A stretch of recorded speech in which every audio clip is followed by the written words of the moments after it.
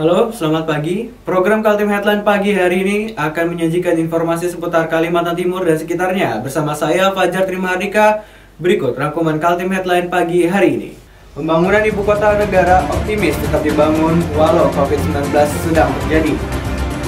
31 orang dinyatakan PDP untuk klaster Istimewa Goa.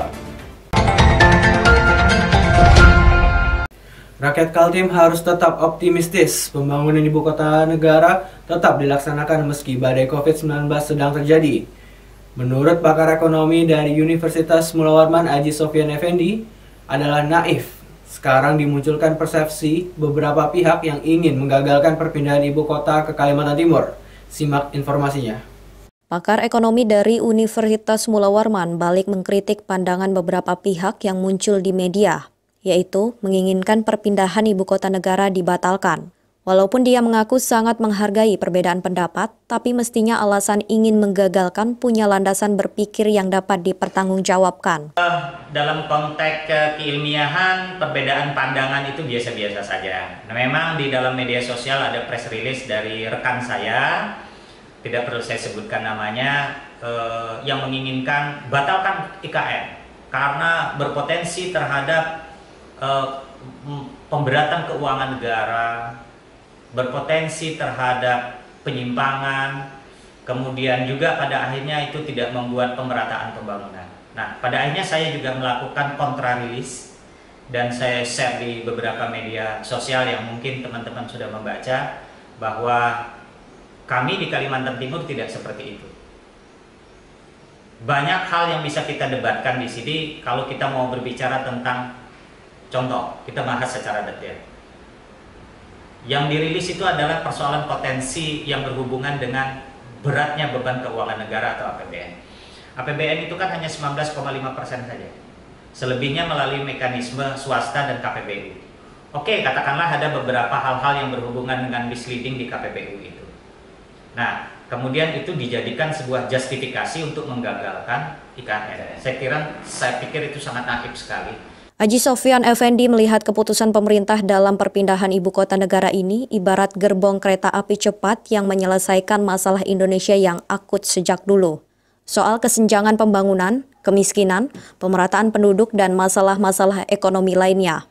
Jika selama ini ada kekhawatiran perpindahan ibu kota akan menyebabkan warga Kaltim hanya sebagai penonton, menurut Aji Sofyan Effendi itu pemikiran aneh.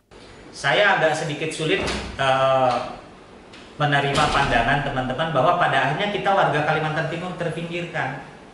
Kita menjadi penonton di negeri sendiri kalau memang tidak ada solusi dan kita tidak melakukan apapun. Bisa jadi kita menjadi penonton. Tapi kita harus by the side. Kita harus membuat sebuah perencanaan kebutuhan sumber daya manusia di dalam IKN ini. Berapa ribu orang tenaga sopir yang harus dibutuhkan? Berapa ribu orang tenaga pemasangan dan pemeliharaan AC yang dibutuhkan? Berapa puluh ribu orang tenaga kuliner, kantin yang dibutuhkan di seluruh kementerian? Berapa ribu orang satpam yang harus dibutuhkan? Berapa puluh ribu orang tenaga kerja pada saat membangun konstruksi itu semua? Apa itu harus diimpor dari Jakarta? Apa itu harus diimpor dari... Berita berikutnya, pengamat ekonomi dari Universitas Mula Warman mengakui adanya serangan beberapa tokoh yang ingin pemindahan ibu kota negara ke Kalimantan Timur gagal. Alasan yang diberikan karena Indonesia sedang dilanda COVID-19 dan memerlukan anggaran besar untuk menanggulanginya. Simak informasinya. Apa kabar rencana pemindahan ibu kota negara yang baru? Sejak negeri ini dilanda pandemi virus corona, rencana itu seolah tenggelam di tengah hiruk-pikuk pemberitaan media mengenai COVID-19. Pemerintah pusat sampai ke daerah sibuk dalam penanganan penyebaran virus yang belum ada obatnya itu. Presiden, para gubernur, dan bupati wali kota juga mengalihkan anggaran untuk menangani bencana kemanusiaan yang oleh WHO dinyatakan sebagai pandemi. Di sela keriuhan itu, beberapa kalangan yang sering berseberangan dengan pemerintah mulai melancarkan usulan agar ide pemindahan ibu kota baru dibatalkan. Alasannya adalah lebih baik anggaran pembangunan ibu kota baru dialihkan ke penanganan COVID-19. Pakar ekonomi dari Universitas Mula Warman, Aji Sofyan Effendi, tak sependapat dengan ide pembatalan. bahkan penggagalan rencana pemindahan ibu kota baru yang telah dicanangkan Presiden Joko Widodo dalam pidato kenegaraan 16 Agustus 2019 lalu. Dia menghargai perbedaan pendapat, tapi tidak menemukan alasan memadai mengapa ada yang menginginkan rencana itu dibatalkan. Sejenak memang kita melupakan masalah IKN, tapi bukan berarti menggagalkan. Kita mengikuti di beberapa media sosial terjadi perbedaan pandangan, dan saya pikir perbedaan pandangan ini sah-sah saja, biasa-biasa saja. Kita di kalangan kampus itu agak aneh kalau tidak berbeda pandangan, atau agak aneh kalau kita tidak berdebat. Kita besar itu karena perdebatan dan perbedaan pandangan. Sampai pada satu sisi di mana teman-teman lain, terutama baik yang berasal dari beberapa LSM atau ormas di beberapa daerah, termasuk juga di Jakarta, dan kita yang ada di Kalimantan Timur, ada juga yang masih pro dan kontra terhadap IKN itu. Dan apakah itu salah? Tidak. Itu wajar-wajar saja, biasa-biasa saja dalam rangka mencari proses agar pembangunan IKN ini dapat berjalan sebagaimana mestinya. Aji Sofyan Effendi menjelaskan, rencana pemindahan ibu kota negara adalah perencanaan strategis yang sudah ada sejak lama. Bahkan sudah ada sejak zaman Soekarno, tapi baru zaman Presiden Joko Widodo rencana itu diwujudkan. Dia memahami ada badai pandemi COVID-19 dan membuat fokus perhatian terhadap rencana IKN jadi terhenti sejenak. Aji Sofyan Effendi berharap badai COVID-19 cepat berlalu dan Indonesia meneruskan rencana-rencana yang telah disusun, termasuk pemindahan ibu kota negara dijalankan progresnya lagi. Kajian terhadap pemindahan ibu kota itu tidak ujuk-ujuk. 4-5 tahun yang lalu bahkan pemindahan ibu kota ini kan juga sempat digulirkan oleh beberapa presiden sebelumnya, sebelum Jokowi yang memfinishing daripada ini semua begitu, karena berbagai macam hambatan di APBN. Proses kajian itu juga ada dan terencana, sepengetahuan saya sudah dilaksanakan oleh Bappenas yang bekerja sama dengan Bapeda di daerah-daerah 3-4 tahun yang lalu. Jadi salah kalau orang mengatakan bahwa IKN ini adalah mendadak ujuk-ujuk tanpa kajian. Kajian itu sangat komprehensif sekali. Adanya wabah virus corona saat ini mempengaruhi APBD Kaltim dan 10 kabupaten kota. Hal ini dianalisa oleh pakar ekonomi Unmul Aji Sofyan Effendi. Kemungkinan akan terjadi penurunan penerimaan asli pendapatan daerah. Simak informasinya. Wabah virus corona diprediksi akan menggerogoti APBN. Pada gilirannya juga akan berkontraksi pada APBD Kaltim dan 10 kabupaten dan kota daerah ini. Pakar ekonomi Unmul Aji Sofyan Effendi menganalisa kemungkinan terjadi penurunan penerimaan 1-3 triliun rupiah. Salah satu masalah lantaran konfigurasi APBD kabupaten dan kota di Kaltim masih dalam kondisi sakit. Dosen pada Fakultas Ekonomi Universitas Mula Warman itu berpendapat, saat ini struktur PAD di kabupaten dan kota masih sekitar 10%, sehingga harus disuntik oleh dana perimbangan keuangan sebesar 90%. APBD yang sehat itu adalah APBD yang semakin kecil dana dari APBN. Semakin kecil dana dari APBN itu artinya infus semakin kecil. Nah, kalau infus itu semakin banyak, maka namanya juga orang diinfus. Itu adalah orang yang sakit. Nah, sama dengan APBD. Di kabupaten kota itu APBD, konfigurasi APBD itu 90% dari inpusan APBN, hanya 10% PAD, pendapatan asli daerah. Padahal mestinya yang bagus itu adalah tidak diinpus, dibalik. Ya, paling tidak dibalik itu 50-50 lah kalau memang tidak tercapai secara drastis. Paling tidak 50% PAD, 50% dana transfer. Sampai pada hari ini 76 tahun Indonesia merdeka, kondisinya masih seperti itu. Ketergantungan kita semakin tinggi dan semakin tinggi. Untuk konfigurasi APBD Kaltim, menurut Aji Sofyan Effendi, kondisinya sudah membaik. Karena PAD telah mengisi sekitar 51% APBD dan 49% dari perimbangan keuangan. Namun dalam situasi pandemi COVID-19, penerimaan sudah pasti anjlok, sehingga APBD bakal terkoreksi tajam. Penurunan penerimaan asli daerah terjadi dari pembayaran pajak kendaraan dan alat berat, ketika harga-harga tambang jatuh juga, seperti migas dan batu bara, maka dampak lain akan terikut. Menurut Aji Sofyan Effendi, dibutuhkan inovasi dari pelaku-pelaku ekonomi di pemerintahan. Dinas Pendapatan Daerah harus melakukan terobosan untuk menaikkan pendapatannya. Dia mengkritisi masih banyaknya penghambat penerimaan daerah, seperti kantor-kantor usaha yang berusaha di Kaltim, tapi berkantor di Jakarta sehingga pembayaran pajaknya dinikmati oleh Jakarta. Saya setuju, external shock itu setiap saat terjadi. Extraordinary itu setiap saat terjadi. Oleh sebab itulah makanya kreativitas daripada OPD yang mencari duit nih. OPD yang mencari duit itu kan Dinas Pendapatan Daerah beserta keterkaitannya dengan OPD link yang lain begitu. Karena Dispenda juga tidak dapat berdiri sendiri juga karena ada beberapa kebijakan-kebijakan yang melibatkan OPD yang lain. Dan ini harus kompak begitu, jangan sampai ada peraturan dari Dispenda dalam rangka peningkatan pendapatan asli daerah, OPD yang terkait dengan itu malah memitigasi. Nggak bisa seperti itu harus solutif, harus saling mendukung sehingga betul-betul PAD kita meningkat. Nah, kalau saja kreativitas ini tidak muncul, biasanya kreativitas itu muncul disertai dengan peraturan daerah atau minimal peraturan kepala daerah. Disiapkanlah insentif-insentif agar kita lebih gampang untuk investasi, para investor yang berada di dalam dan luar negeri diberikan kemudahan-kemudahan, dan itu hubungannya dengan badan perizinan.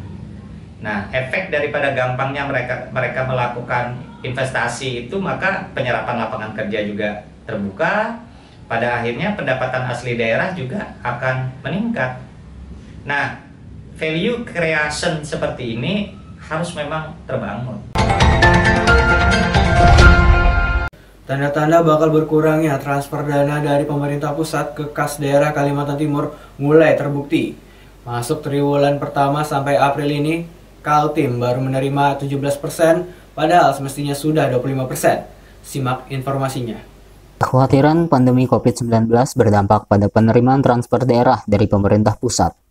Mulai terjawab laporan dari Badan Pengelolaan Keuangan dan Aset Daerah atau BPKAD Kaltim saat rapat telekonferensi dengan Bapenda dan Komisi 2 DPRD Kaltim menyebutkan transfer dari pemerintah pusat baru 17% dari yang semestinya 25%.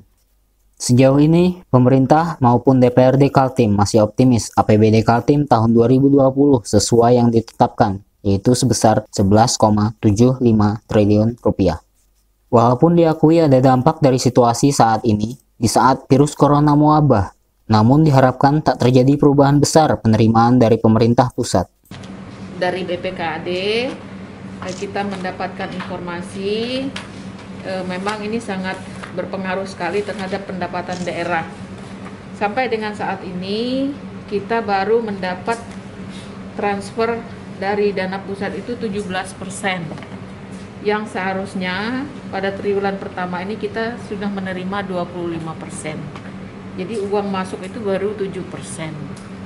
Kemudian dari Dinas Pendapatan sendiri, kehilangan pendapatan yang tadinya bisa dapat 7-9 miliar setiap hari, sekarang tersisa hanya sekitar 100-an juta. Dari 500 turun terus, sekarang hanya 100 juta karena pembayaran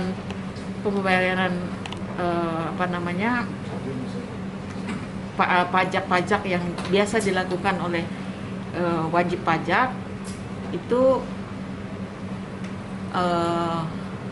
terhambat karena harus ke Samsat dan Samsat ditutup.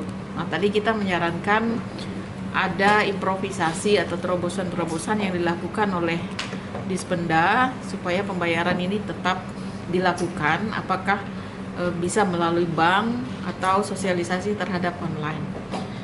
Sebelumnya, pengamat ekonomi dari Universitas Mula Warman, Aji Sofyan Effendi, memprediksi Pandemi COVID-19 akan berdampak pada transfer pemerintah pusat ke kas Pemprov Kaltim sebesar 1 hingga 3 triliun rupiah.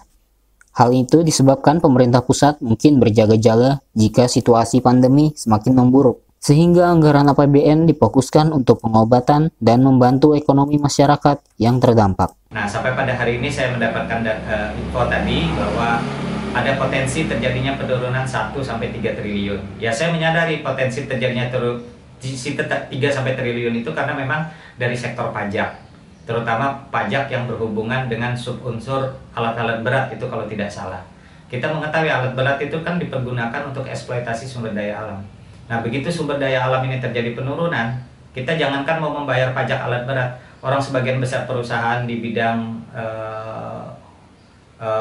batu bara saja mem-PHK-kan karyawannya. Puluhan ribu orang kan karyawan sudah di-PHK di sektor batu bara ini. Bagaimana mungkin mau membayar pajak segala alat berat yang ratusan banyak. Tim Kaltim TV melaporkan. Semangat bergotong royong melawan virus corona juga ditunjukkan perusahaan tambang terbesar Indonesia PT Kaltim Primacoal. Mengurangi beban pemerintah yang membutuhkan rapid test dalam jumlah besar, perusahaan itu mendatangkan sebanyak 8.000 pieces. Simak informasinya.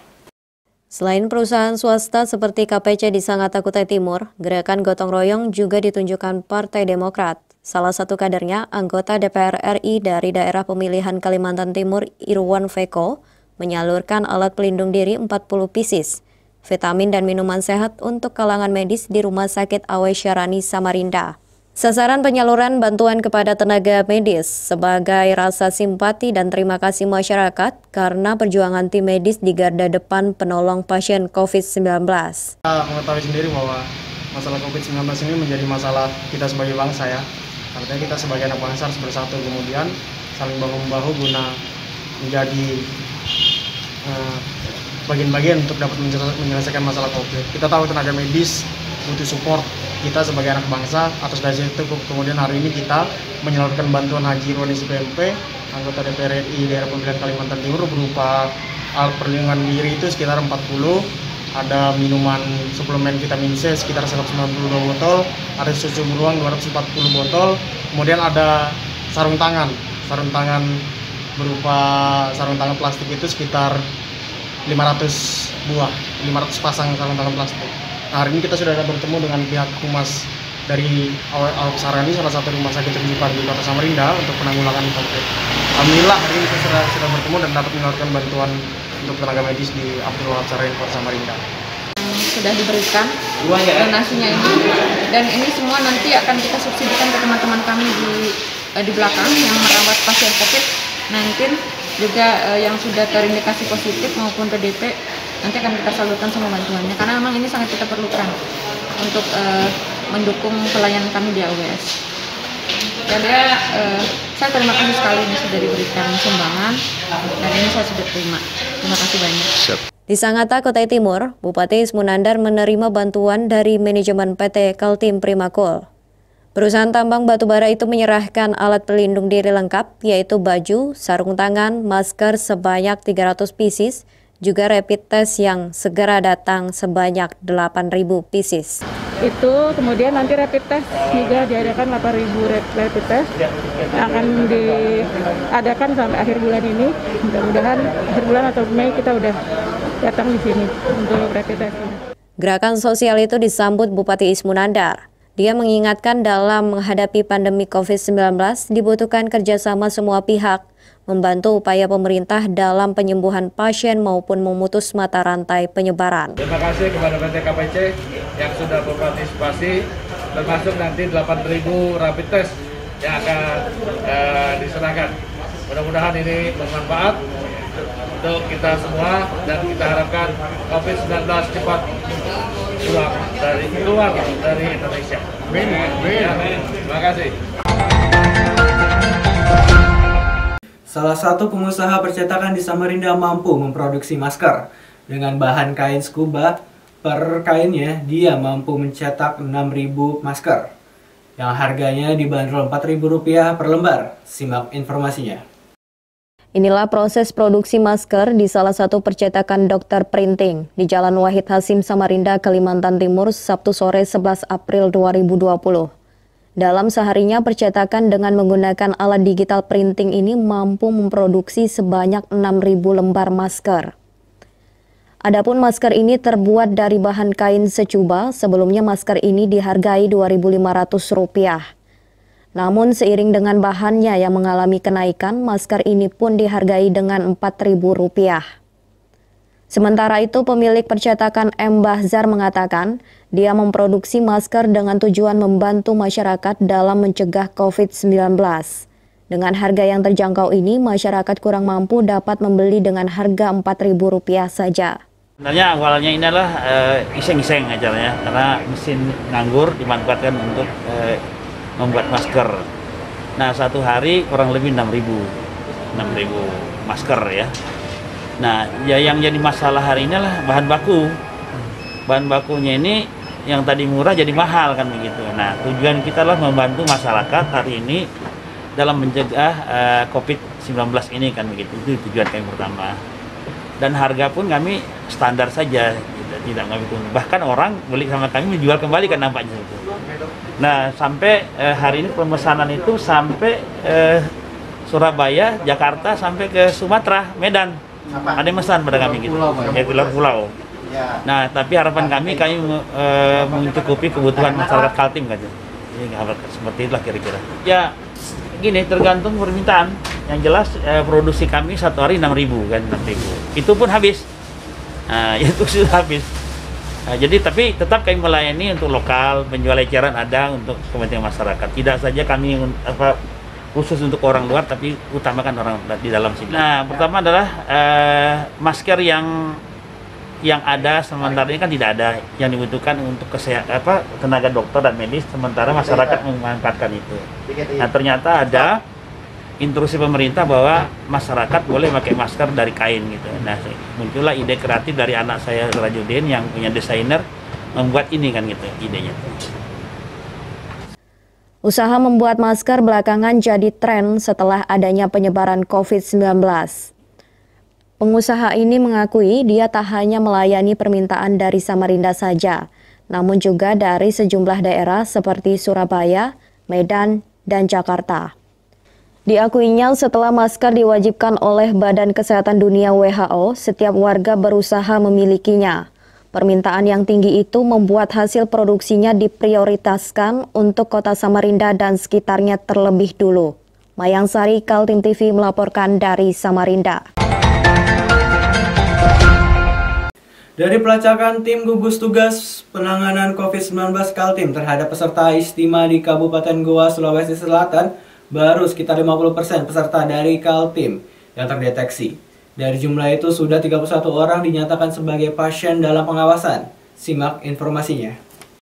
Pelacakan atau tracing terhadap peserta Ijtima Tablik di Kabupaten Goa, Sulawesi Selatan terus menunjukkan adanya pertambahan kasus. Tim gugus tugas penanganan COVID-19 Kalimantan Timur mendeteksi update pada hari Senin 13 April 2020 bertambah 2 orang lagi berstatus PDP. Sebagai informasi, data yang dikonfirmasi tim gugus tugas COVID-19 menyangkut warga Kaltim yang mengikuti acara Ijtima di Kabupaten Goa sebanyak 1.300 orang. Sementara hasil tracing baik yang melaporkan sendiri melalui call center 112 maupun hasil penelusuran tim baru bisa menemukan 688 orang. Dari 688 yang dilakukan pemeriksaan awal, diketahui 152 dinyatakan ODP dan disarankan melakukan isolasi mandiri. Sementara 31 orang dinyatakan PDP dan 9 orang dinyatakan OTG.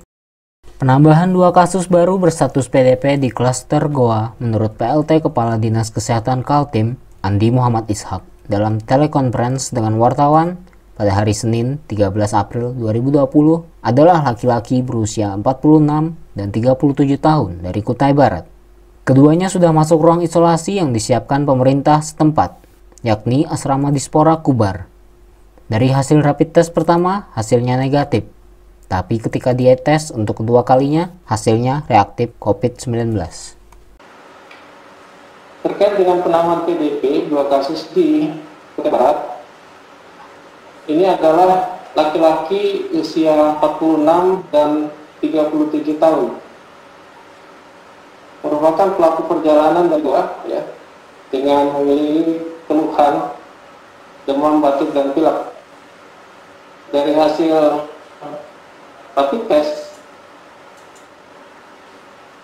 yang pertama hasil negatif, tapi rapid test kedua pengulangan dalam 10 hari berikutnya menunjukkan reaktif terhadap COVID-19.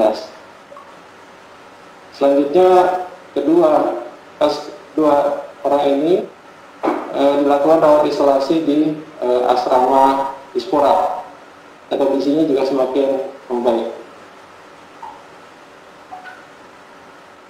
Selanjutnya terakhir, ya, konfirmasi terkait dengan data terkonfirmasi, data sembuh dan juga meninggal. Hingga hari ini data terkonfirmasi masih tetap 35 orang, yang sembuh ada 6 dan yang meninggal ada 1 orang. Selanjutnya terkait dengan perkembangan klaster 2, ya. Hingga hari ini ada penambahan untuk pelaku perjalanan, hari ini jadi total ada 688 orang. Yang terkonfirmasi masih tetap 7 orang, ODP ada 152 orang, PDP ada 31, dan OTG ada 9. Dengan pertambahan 2 kasus PDP, maka saat ini di Kaltim terdapat total 269 kasus. Di antaranya 86 kasus masih menunggu proses hasil swab di laboratorium, sedangkan jumlah pasien positif terpapar virus corona masih 35 orang, sembuh 6 orang, dan 1 meninggal dunia. Tim Kaltim TV melaporkan.